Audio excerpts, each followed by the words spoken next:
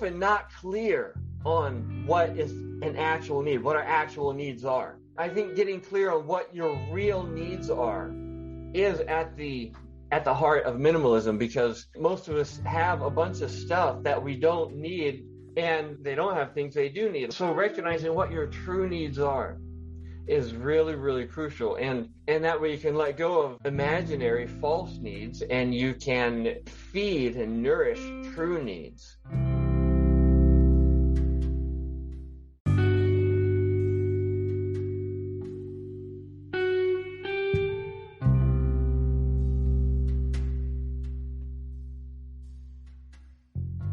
That's Dane Dormio, a mind-body mastery mentor.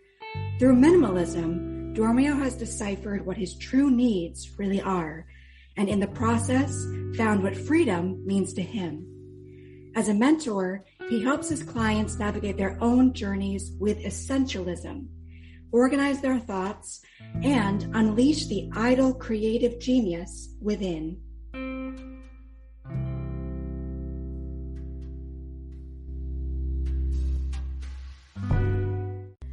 This minimalist wants more. Welcome to the Enough-ism podcast. I'm Reverend Eugen Bond, a metaphysical author and energy worker. This show challenges greater perceptions of mindfulness, meditation, and minimalism. Come along with me as I interview people from all around the world about what it means to have enough already. Find me on social media at I Am Enough-ism. Enjoy the show. Hello and welcome to the Enough-ism podcast. I'm here with Dane Dormio. Tell me about your journey as a minimalist. I'm so excited to hear more. Thanks, Susan. It's great to be asked this question because it's not a question I get asked a lot. I am, in a way, I'm kind of fascinated with it, and in another way, I think nothing of it. I'm sort of a minimalist by nature, or what I think of as, I most closely identify with the term essentialism, which is kind of the same thing, but slightly different definition. But I mean, functionally speaking, it amounts to the same thing, that just you have just what you need and nothing you don't when it comes to making attachments and taking on baggage in life. And on all kinds of levels, physical, mental, emotional, spiritual.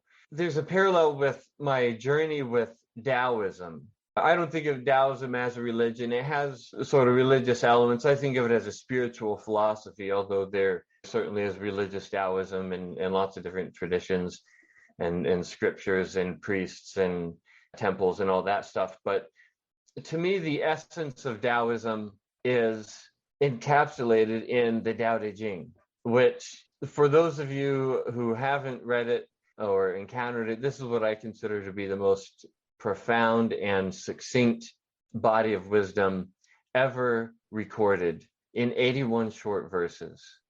You could literally sit down and read the whole thing in half an hour. It's very deep and powerful and profound. And one time I made a meme for Facebook that had a picture of the Tao Te Ching on one side, and it said, the most succinct, profound compilation of wisdom ever recorded in 81 short verses.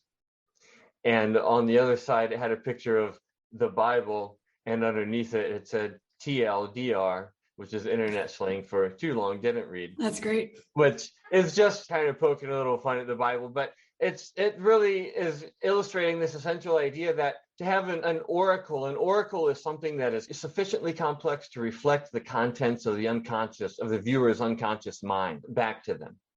And to achieve that with a big, sprawling, vast work like something like the Bible is pretty easily. There's enough stuff in there that if you look far enough and deep enough, you'll find something that will relate to where you are in life or what you're dealing with.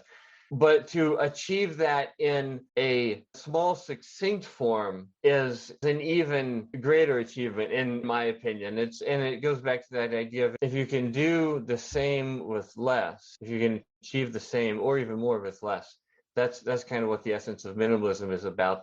Most people, honestly, at least in our culture, accumulate a bunch of things and then their homes are full of stuff and there's no space for them to live in. There's no physical space for them to move and dance and play and exercise and work and give birth to new projects. It's just the TV shrine room, and then every other room in the house is just filled with stuff, and there's no open space for humans to actually exist.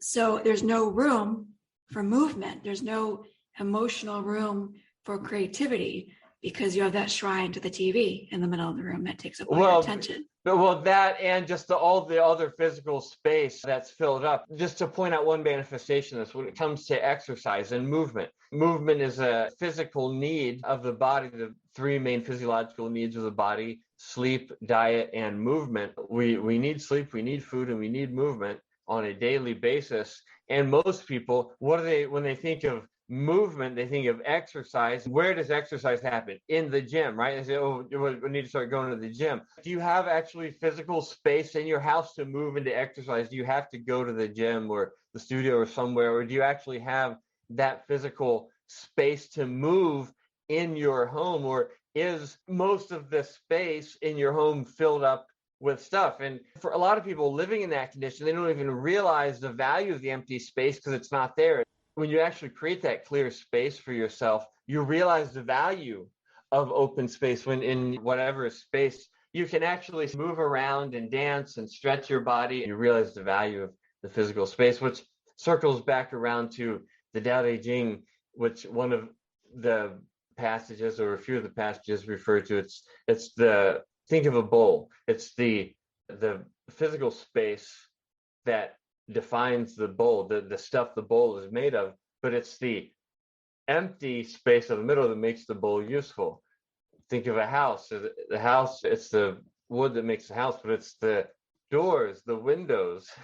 Yeah, that's a beautiful metaphor. That make the house useful. It's the open space that makes something useful to expand, to explore, to move, to rearrange, to evolve, to grow.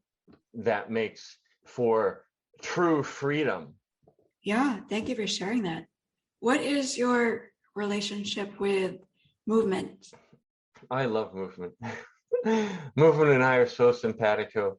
I mean, that's actually kind of a strange question to hear, because it's like hearing, what is your relationship with air? What is your relationship with breathing? What is your relationship with water? It's something so natural that everyone does every day. Something that, like, once you've realized you literally can't live without it. I mean, when we talk about needs of the body, right? There are certain physiological needs and certain emotional needs, intellectual needs, so on and so forth on various levels. We're often not clear on what is an actual need, what our actual needs are. I think getting clear on what your real needs are is at the heart of minimalism, because most of us have a bunch of stuff that we don't need. If you think about it, if your stuff is all in piles or stuffed in a closet or a drawer somewhere, it's disorganized, you never look at it, what value is it to you? It's literally, if you're paying rent or mortgage and taxes, each square foot in your house has a literal dollar cost associated with it, but it also has an energetic cost associated with it in the attention and the mental energy that it occupies, and the opportunity cost for that space that you could be using for something that is of more value to you. So a lot of people have a bunch of stuff that they don't need, and they don't have things they do need, like physical space to move around in. So recognizing what your true needs are is really, really crucial. And that way you can let go of imaginary false needs, and you can feed and nourish true needs. The needs of the body that I mentioned: sleep, diet, movement, these are the basic fundamental physiological needs. And needs have different time scales. Like, if you think about it, how long can you go without air? Like maybe 7 minutes. I think there's like a rule of 7. So you go 7 minutes without air, 7 days without water, 7 weeks without food, like in survival conditions. And meaning that, if you're not getting these things, there will be certain time scales, but your health, over various time scales, your health will suffer and you will perish sooner than you would have otherwise. When it comes to air, it's really immediate and sudden. When it comes to water, it's not quite as urgent, but it's pretty immediate, and a little bit less so, but the same with food. Then things like sleep. How long can you go without sleep? Well, like maybe 72 hours under extreme circumstances, and it's, there's certainly limits, but it's finite. But how long can you go with minor sleep deprivation? Well, people keep that trick up for a long time, weeks, months, sometimes stretching into years, and build up an enormous sleep debt. And your health suffers. You're doing physiological damage to your body. It doesn't kill you, but your health will suffer, especially over the long term. And movement is in that category of needs. If you're not getting this need for movement met, your health will suffer. And for those of us who are attuned to that need and are used to satisfying it, I am aware from my own experience, self-awareness through self-observation, that if I'm not meeting my body's need for movement, then I start experiencing these physical and mental health consequences in pretty short order. And I start to experience all kinds of symptoms like my mood, my energy, my emotions, my physical body. And I recognize that as a symptom of movement deficiency. So I've developed a great relationship with the movement over the years, where I do have that sense and that feeling like if I were to go 3 hours without moving, let alone an entire day, I become aware of the need. I feel my body, I'm aware of those signals from my body that it needs that. And if you think about it, we're all aware of this. If you have ever been on a long plane flight where you have to be in your seat for 6 or 12 hours straight, confined, what's the first thing your body wants to do when you get out of there? It wants to move. And what's the thing that people have the hardest time with when it comes to mind-body practices? Meditation, right? Because sit still, think about nothing, right? Who can really do that? Yeah. The need to move is a physiological need, and when you tune into that and satisfy it, it is as rewarding as satisfying the need for food or water or sleep or any other need once you become attuned to those signals. Yeah, that's so interesting. I have so many ideas and thoughts coming up here. What is your relationship with items and things? You mentioned empty space and using it as kind of a means of creativity versus a storage unit. Tell me more about that in your own life.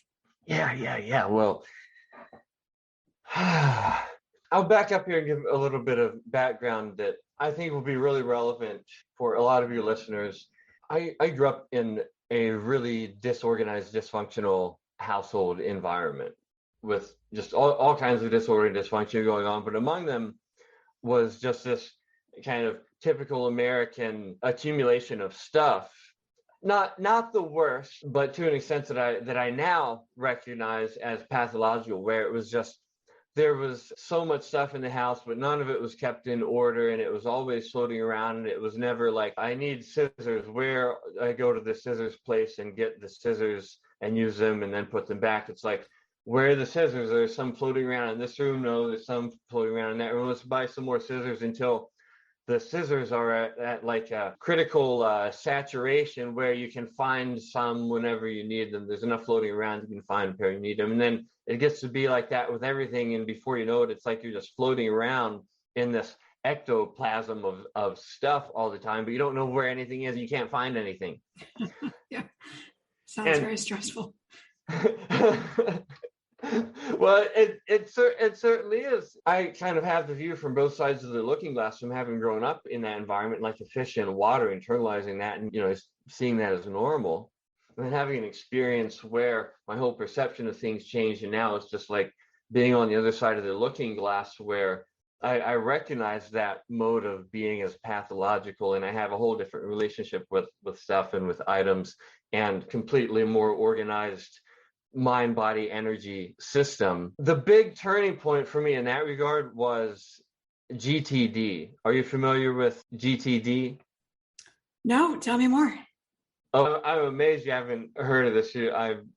You'll be glad I turned you onto it. And any of your listeners who are not familiar with Getting Things Done, which is the name of a book and a whole body of work by a guy named David Allen. It's basically the modern day Bible of personal organization and productivity.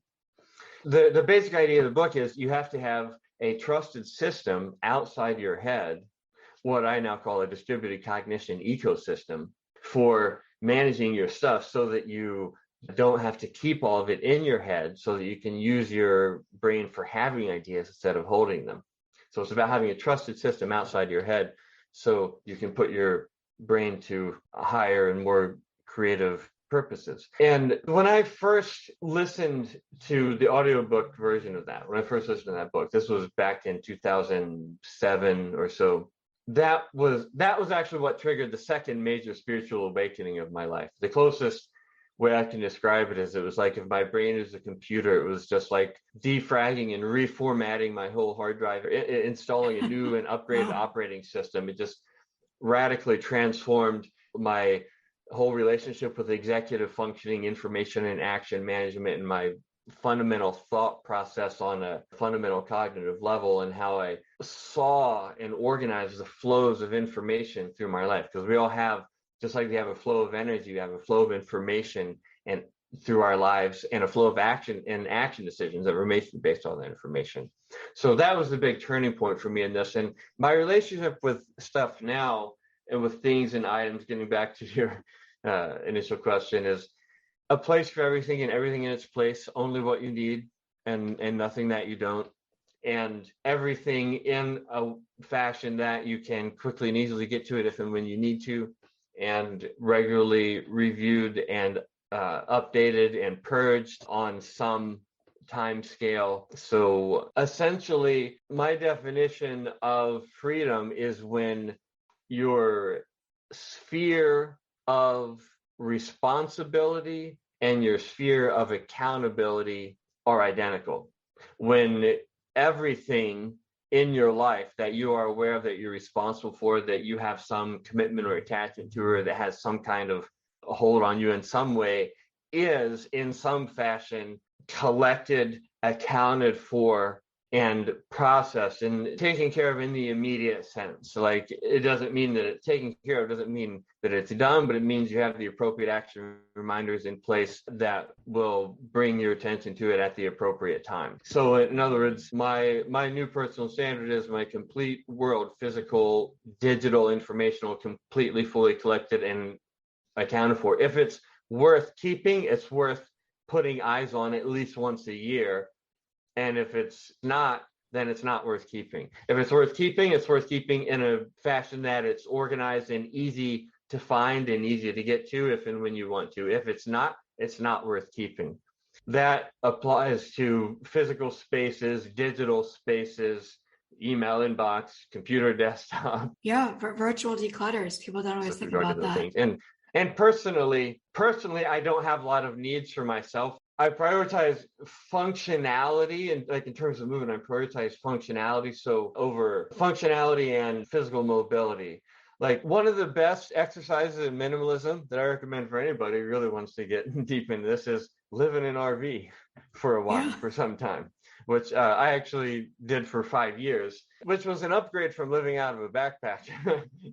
Prior to that, I was moving up in the world. But since then, I mean, it's my choice to lead a lifestyle as a digital nomad, essentially, where I don't accumulate attachments and possessions and that sort of thing. I can't see myself having more stuff than I would be able to fit in a single car. Like, that's that's like, the standard. Yeah. If it's more stuff than that, if it's bigger than that, like, and that's a lot. Like, that's like the top. Like, if it's bigger than that, if it's more than that, like, do I really need to be attached to it? Do I really need to be tied down? Like, the kind of things people do, put stuff in storage 3 months, 6 months, a year, whatever, because, sentimental attachment or because of value. It's become so routine and regular that I just habitually, almost unconsciously, without thinking, apply a complete cost benefit analysis to anything I keep. Okay, I'm putting this away in storage, whether it's for a month or a decade. And I actually think, how long has it been since I've used this or had a need for it? How long do I expect it to be before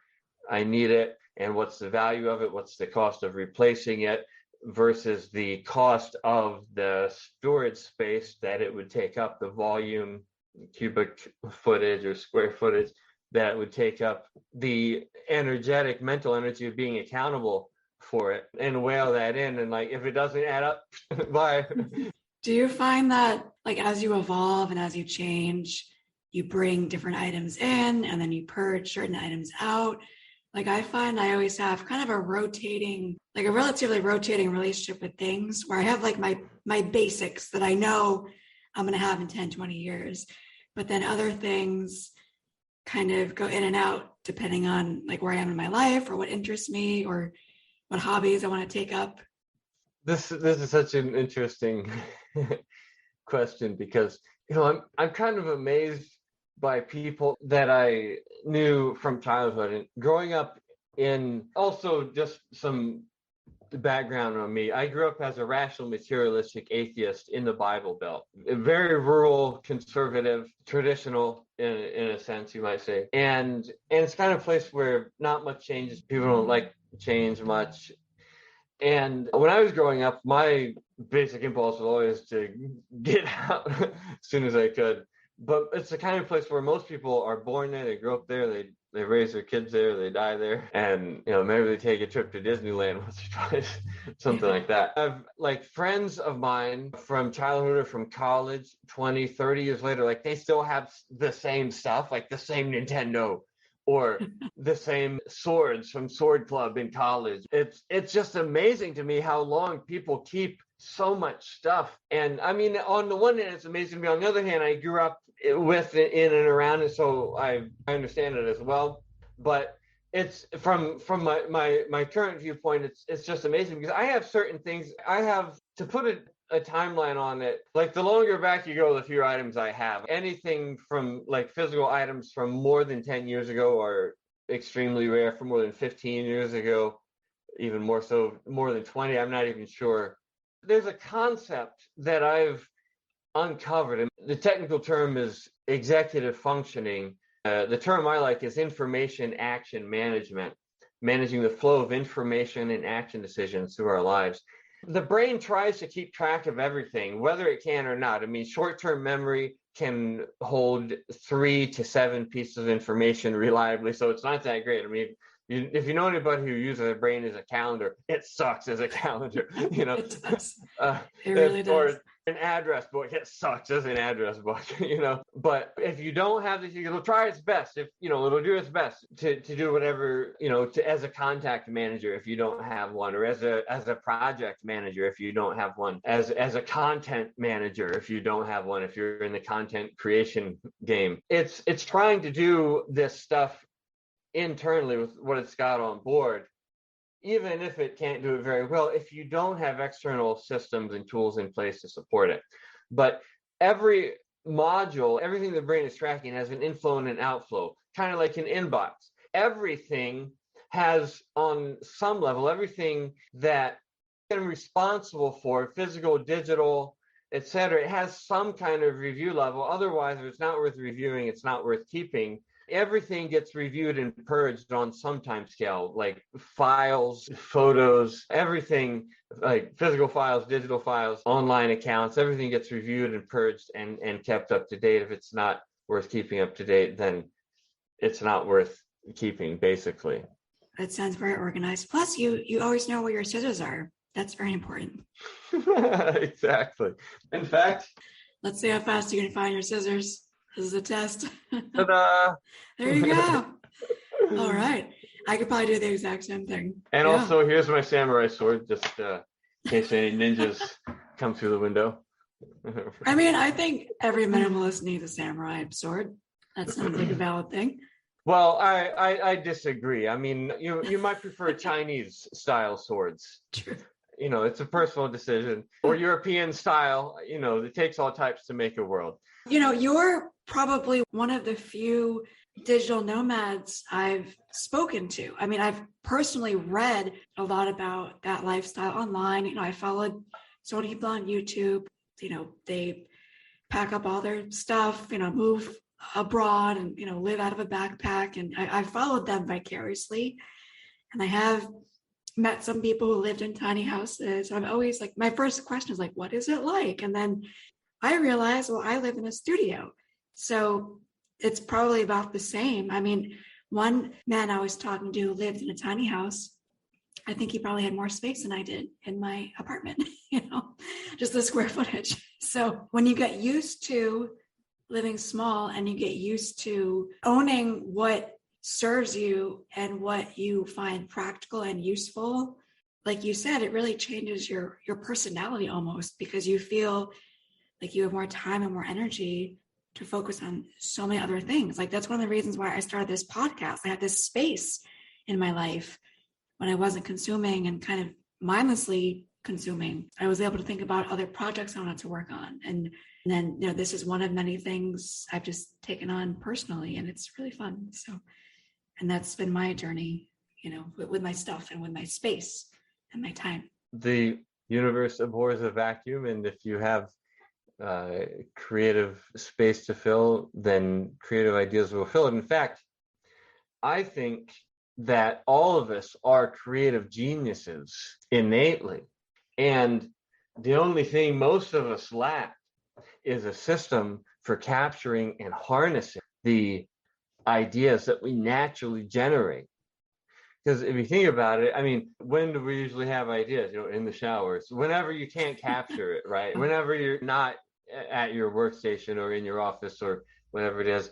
And one way that I think of the distributed cognition ecosystem, which is a network of tools, systems, and processes that you create for yourself, around yourself, to support your own natural creative process. Kind of the way a spider builds its web, and the spider, anywhere it goes, it can put out a web. The distributed cognition ecosystem is like a web for capturing all of your creative ideas and harnessing them to be cultivated and nurtured and harvested. Or it's kind of like, for the nerds out there, like a Dyson sphere. Like there's, like in that episode of Star Trek where there's a sphere built around an entire star to harness all the energy output, built by a very advanced civilization. Like if we could just build a reliable, trusted system outside and around your head to capture all of your natural creative output, I believe all of us would be natural creative. All of us are natural creative geniuses. That's so well said. And I think a lot of it is like social construct. Like if you have a creative idea and you pass it by someone without the right context, or when it's too early in its stages, people go, oh, that's crazy, or oh, that'll never work, or why do you want to do that?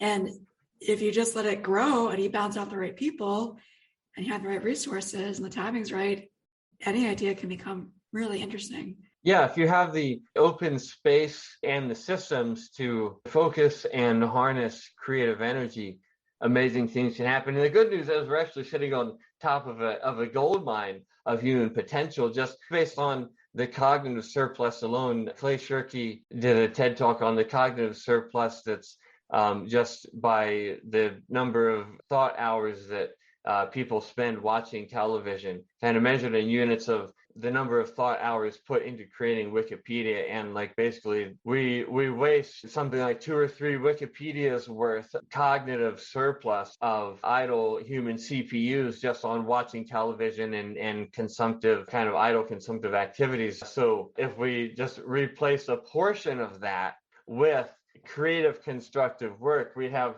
2 or 3 Wikipedias worth of new ideas and systems and value and art and everything else that human beings can create. I love that. I love thinking about my brain in terms of CPUs. That's super exciting. Yeah, the brain as a computer analogy is very, very powerful. Your stories are amazing. Your metaphors are fantastic. Is there anything you want to leave the audience with? Any key takeaways, pieces of advice? Well, I realized that a lot of people may be listening to this and thinking, oh yeah, well, that sounds great for him, but there's no way I could ever achieve that. I understand that's the natural reaction to have. And that's actually why I do what I do, which is one-on-one coaching and working with people individually to help them through this. I mentioned that the big transition point for me was when I first listened to GTD, and it triggered the second major spiritual awakening of my life. And then I gained this whole new way of seeing and perceiving and organizing my thoughts internally. But it was a good 7 years at least of falling on the wagon, off the wagon, like hit or miss, just like struggling to actually implement the principles and the practices into my life and bring my physical and mental space up to the standards that I now maintain almost effortlessly. This is a thing that a lot of people say they want to do. I want to get organized so that I can get more healthy, have better relationships, more time with my kids, family, so that I can run a more successful business, so that I can be more valuable in my job, whatever it is. It's different things for everybody. But if you are in like an energetic hole where you're buried by your backlog and you are basically living in reaction mode, you're constantly being pulled this way and that way by commitments, and all the decisions you make are forced to be short-term decisions based on urgency, running around putting out fires. You don't have the bandwidth or the space to lift your gaze up and look over the horizon for long-term planning and steering. That can be a really hard place to pull yourself out of on your own. My advice is everything in your entire life completely organized and accounted for, and you'll feel so much better, so much more energetic, so much more productive, so much more creative, so much more clear and focused and optimistic and all the things. But I also recognize that it's really hard to pull yourself up by your own bootstraps. It's really hard to do it alone. In fact, it's almost impossible. It's not how we're designed to work. We're designed to work with the help of others. And that's why it feels good to us to be of service, because that's the way our species is designed. We're designed to help each other. Yeah. And so the work that I do in one-on-one coaching is I become your success partner and work with you side by side to get from where you are to where you want to be, which generally is from whatever level of entropy drag that you're currently experiencing, backlog, and not being clear on your outcomes and your actions and what's in your highest alignment. So each day you're spending a lot of time thinking about, okay, what should I be doing right now? What should I be doing right now? Or you go to sleep every night and wake up every morning thinking about, okay, what do I need done? What do I need done? What do I need to get done? And go from there to having everything in your life, your physical space, your digital space, fully collected, processed, accounted for, organized, your outcomes clearly visualized, your targets clearly identified and set and scheduled. There's an amazing sense of freedom that comes from making that complete transition all at once with the help of somebody who can lead you on the shortest path through the swamp, through the forest, as it were, and get you there in the shortest time possible. That's an enormous commitment to make. It's an enormous effort and investment of energy and attention, which I share equally as your success partner if you're my client. So I'm in that with you, putting in my creative energy and attention alongside you. The first thing is you have to make a decision inside yourself, and then you have to create the physical and social support systems for yourself as much as possible, as best you can, working from where you are with what you've got, creating the physical and the social support systems for yourself, because there's three components to motivation: internal necessity, social support, and environmental support. It starts with internal necessity. You can create social support and environmental support for yourself, but internal necessity alone is not enough, because environment is stronger than willpower. You have to create the support systems for yourself, the relationships and the environment and the personal systems to assist and enable your change. That's the most concise and universally applicable advice I can give that will apply to almost everyone. Dane Dormio, you're dropping balls of wisdom for the last hour. I love it. It's such a pleasure having you on the show. And thank you so much for sharing your detailed stories and your perspectives and your journey on minimalism. I really appreciate it. Thank you so much. Excellent. Thank you for your insightful and stimulating questions. And if you're just listening to this and you want to look me up on Facebook, I'm pretty sure I'm the only Dane Dormio in the world, so I'm easy to find. Feel free to find me there and reach out, send me a message.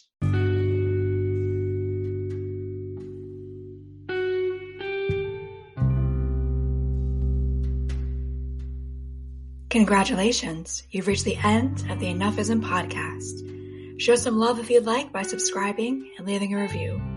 If you wish to support the show, you can download the Enough-ism ebook, now available on Amazon, by visiting IamEnough-ism.com. Make a Venmo donation if you'd like at Enough-ism. Questions or comments? Want to be a guest on the show? Drop me a note at enough-ism-podcast@gmail.com.